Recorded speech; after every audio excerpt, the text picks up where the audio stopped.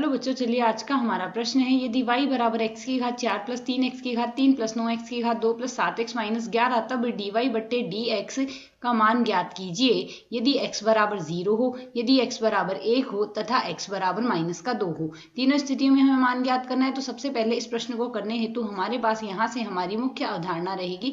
मुख्य अवधारणा यहाँ से हम रखेंगे, यदि हमें यहाँ से पद x की घात n के रूप में दिया गया हो और x की घात n का यदि हमने अवकलन करना हो x के सापेक्ष, तो जो मान आएगा वह बराबर आएगा n गुणा में x की घात n-1। तो इसी अवधारणा के अनुसार यदि हम सरल करें, प्रश्न में हमें दिया गया y बराबर दिया गया है x की घात 4 प्लस 3x की घात 3 प्लस 9x की घात 2 है, प्लस में है 7x, माइनस में है हमारे पास 11। अब हमने यहाँ से dy बट्टे dx ज्ञात करना है, अर्थात इस पद का x के सापेक्ष अवकलन करना है। तो जब x के सापेक्ष अवकलन करेंगे तो सबसे पहले होगा x की घात 4 का अवकलन x के सापेक्ष, प्लस 3 नियत पद है बाहर लिख देते हैं, x के सापेक्ष अवकलन करेंगे x की घात 3 का, 9 नियत पद है बाहर लिख देते हैं, x के सापेक्ष अवकलन करेंगे यहाँ से x की घात 2 का, प्लस ठीक इसी प्रकार 7 नियत पद है बाहर लिख देंगे, x के सापेक्ष अवकलन करेंगे x का, ठीक इसी प्रकार 11 नियत पद है बाहर लिख दिया। अब यदि x के सापेक्ष अवकलन करेंगे तो 1 का ही हम यहाँ से अवकलन करेंगे, तो हम जानते हैं नियत पद का अवकलन आएगा 0। इसे सरल करेंगे, x की घात 4 का अवकलन आएगा 4 गुणा में x की घात 4 माइनस 1 प्लस 3 गुणा में x की घात 3 का अवकलन आएगा 3 गुणा में x की घात 3 माइनस 1 प्लस 9 के गुणा में आएगा x की घात 2 का अवकलन 2 गुणा x की घात 2 माइनस 1 प्लस 7 गुणा में x का अवकलन आएगा 1 और नियत पद का अवकलन आएगा 0। इसे यदि हम सरल करते हैं तो यहाँ से अवकलन हमारे पास बराबर लिखा जा सकता है 4 गुणा x की घात 3 प्लस 9 गुणा x की घात 2 प्लस 9 दूनी 18 गुणा x प्लस आएगा हमारे पास यहाँ से 7। अब हमें पहला पद लिखना है x बराबर 0 पर।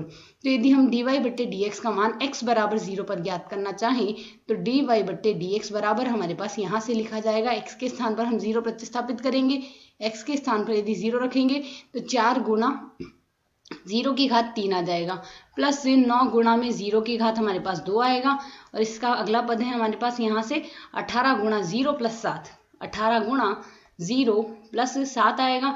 तो यहाँ से जितने भी स्थान पर 0 उनके गुणांक हमारे पास 0 आ जाएंगे। तो हमारे पास dy बट्टे dx का जो मान बनेगा वह बनेगा यहाँ से 7 के बराबर। ठीक इसी प्रकार दूसरी स्थिति देखें, दूसरी स्थिति में हमें x का मान यहाँ से बराबर लेना है, एक प्रश्न में है x का मान हमें 1 लेना है और एक में -2 लेना है। तो x बराबर हम यदि यहाँ से 1 लेते हैं तो dy बट्टे dx बराबर आ जाएगा हमारे पास 4 गुणा में 1 की घात 3 प्लस 9 के गुणा में 1 की घात 2 प्लस 18 के गुणा में हमारे पास आएगा यहाँ से 1 प्लस 7। इसे यदि हम सरल करेंगे तो यह आएगा 4 प्लस 9 प्लस 18 प्लस 7 आ जाएगा हमारे पास, जिसे हम सरल करके लिख सकते हैं। तो dy बट्टे dx का मान आ जाएगा हमारे पास यहाँ से 38। तो x बराबर 1 पर dy बट्टे dx आया है 38। ठीक इसी प्रकार x बराबर -2 लेना है। तो अब तीसरी स्थिति में हम यहाँ से लेंगे x बराबर -2।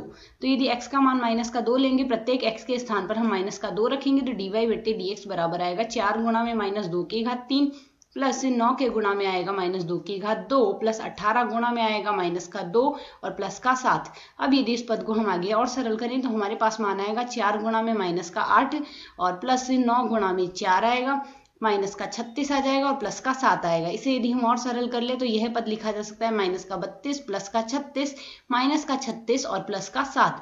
तो जैसा कि हम यहाँ से देख सकते हैं, प्लस का 36 और माइनस का 36 परस्पर कट जाएंगे और 32 में से यदि हम -32 में 7 जोड़ेंगे तो हमारे पास मान आ जाएगा -25। तो यह आ जाएगा dy बट्टे dx का मान x बराबर -2 पर। तो यही हमारे इस प्रश्न के हल है। आशा है समझ आया। धन्यवाद।